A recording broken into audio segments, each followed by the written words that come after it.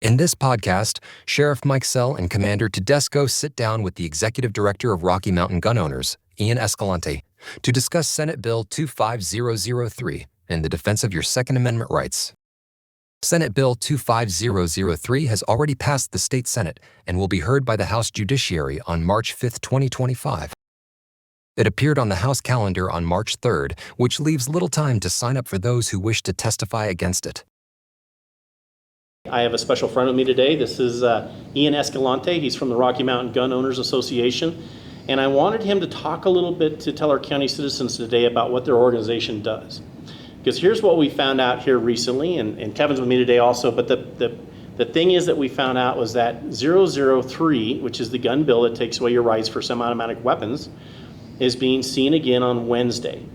This Wednesday. So we will also send out another information packet as to what the bill is, the talking points, and then how to fight that bill and how to testify against it. So we ask for your participation and help with all of our organizations because this one's going to be a tough one. This is a scary one. It basically does things to the firearm ownership in this state, which really is not constitutional. But as long as the bill gets through, we still have the issue with constitutionality is really fought in court and won. So, Ian, can you tell us a little about yourself and what you're doing? Absolutely. Well, Sheriff and Kevin, thank you so much for having me on. This is a serious problem that we're dealing with here in Colorado, and it goes back 10, 15 years. Yeah. This is nothing new, so I'm sure that's not news to you at all.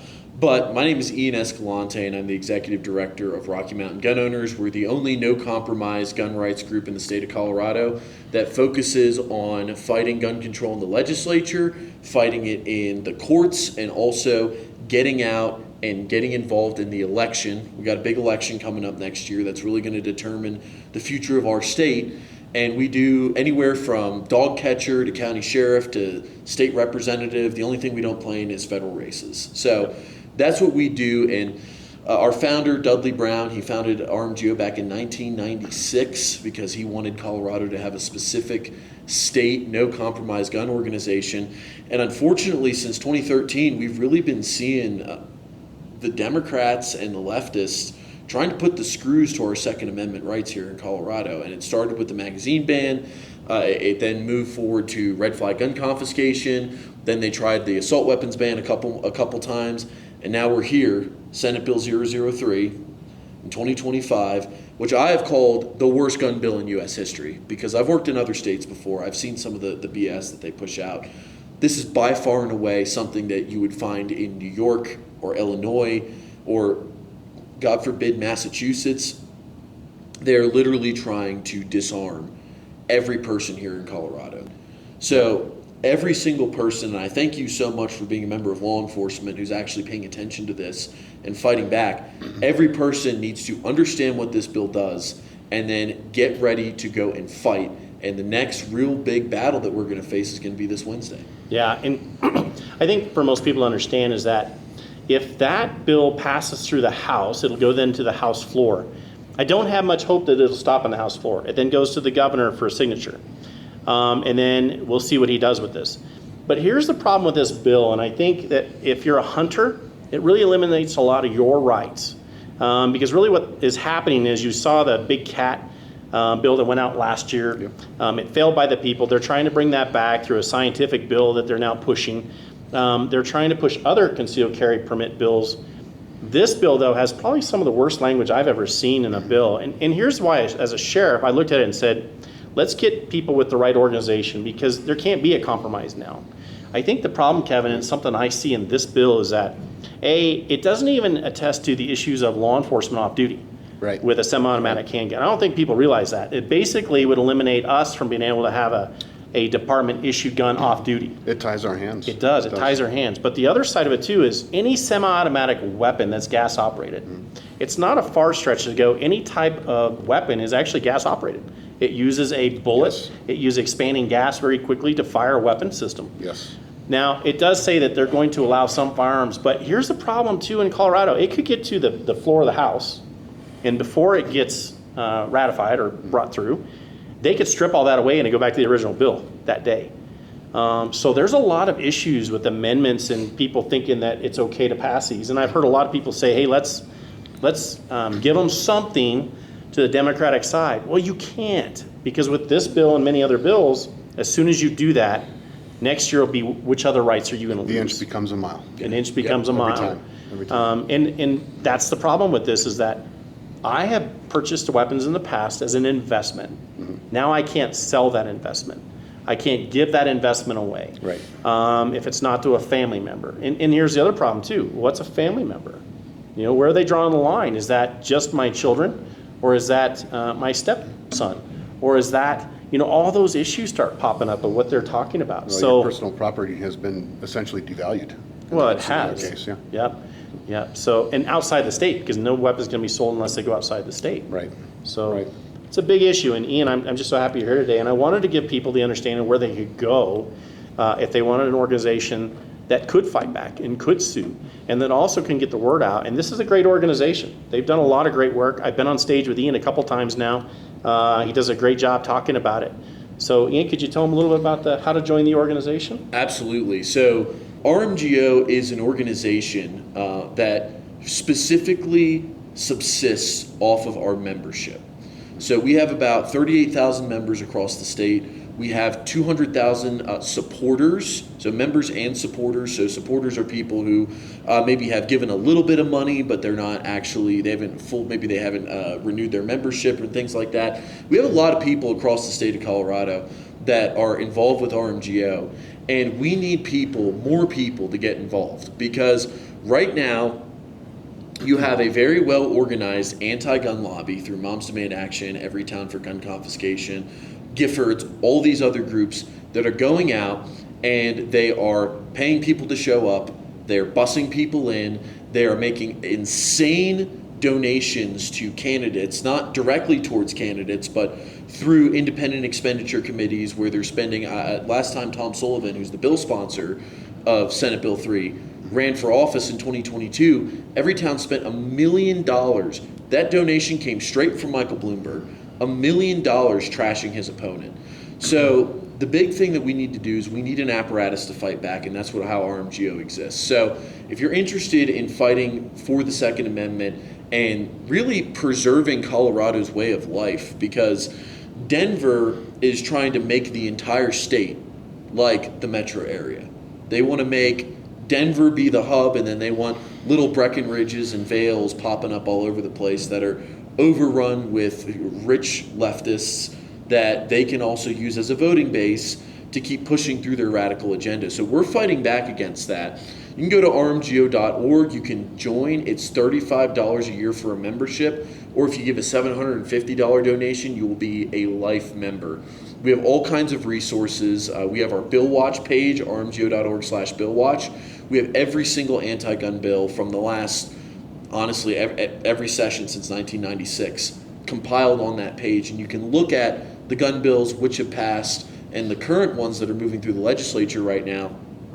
You can go ahead and you can watch where they are at, when the hearings are going to be, how to sign up and testify, and the big things, you can actually read the bills. So many people, half the legislators don't even read the bills. So it's so important that you, as a Colorado gun owner, actually educate yourself. Don't take what the mainstream media says. Don't take even what your legislators say the bill does. You need to go and you need to do your own research. So That's a fact. get involved. Absolutely. Absolutely. Get involved, and then we also are going to be working to mobilize people to the Capitol on Wednesday so that they can show up, they can testify, and they also, in a very respectful manner and in a civilized manner, can talk to these legislators and put pressure on them from the outside to vote no, because that's the only thing that's going to kill this at this point. Most of these legislators are beholden to the Democrat machine, and they have to fear us taking them out of their seat more than they fear Mike Bloomberg and the rest of the Democrat machine that unfortunately has controlled this state for the last decade. Well, let me ask you, and obviously you have statistical data to back up your positions, I'm sure. Yeah. It seems as though a lot of these bills are presented and put on the floor under the guise of public safety and the interest of public safety.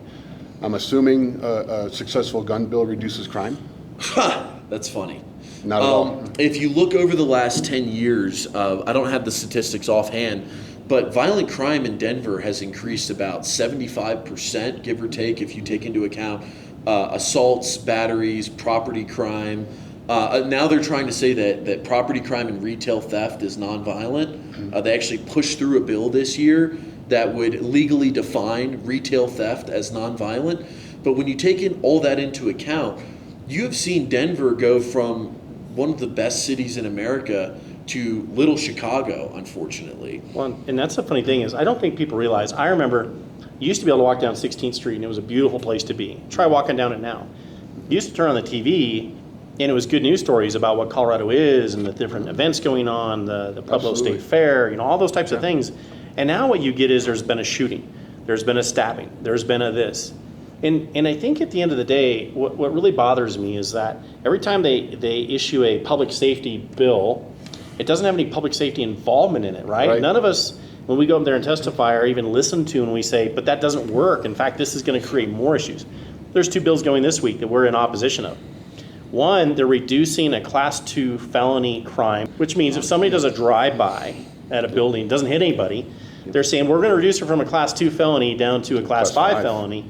And then that means nobody's going to go to prison on it. They're going to be put on parole So they're- right away or probation. Reducing criminal Yeah. culpabilities for firearm-related offenses, and reducing the responsibility on the criminal that's misusing a firearm, but at the same time taking away from lawful ownership and hindering lawful ownership, lawful use. It's It taking doesn't away make sense to me. people's rights, right? So, make sense to me. and when we go and talk to them about, hey, that's not probably the way to go. It probably needs to go the opposite. We need to hold criminals accountable in this state.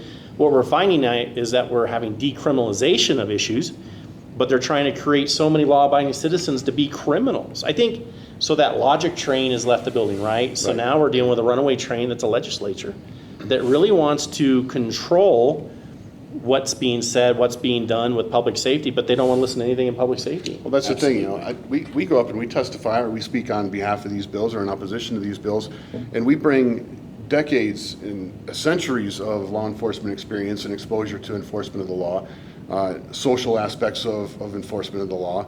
And I can tell you one thing, in my time as a law enforcement officer, a few decades of that, I have never felt threatened by a lawful gun owner. I've only felt comforted by a lawful gun owner. I'm glad they're there. It has been a great aid to me in my career. It's been a great aid to the community members that I've represented. It's huge, and I would much rather see more constitutional carry. Absolutely. I'd much rather see more gun owners carrying concealed, because I know that it's a safe place, right? Absolutely. Because they're lawful, they understand and respect the firearm. You don't see the shootings that occur done by a lawful owner. Ian, I want to say for all of us here to Teller County, great organization. And we really want to work more with you. And I think if you're going to get involved in something, a great way to go about it. Ian's a great guy, and I like his organization. And We have to do it. We have to Yeah. participate in this as community members, as people. Like Ian has said, the opposition to gun ownership and the folks that are putting these bills through, trying to strip these rights from people, from us, they're funded heavily.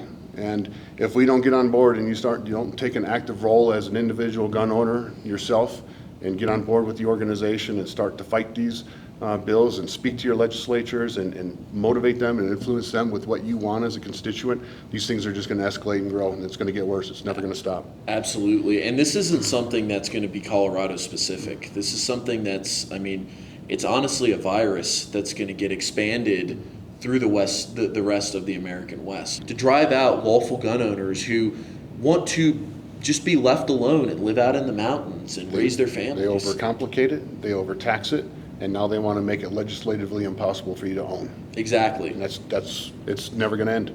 it's a scary thought.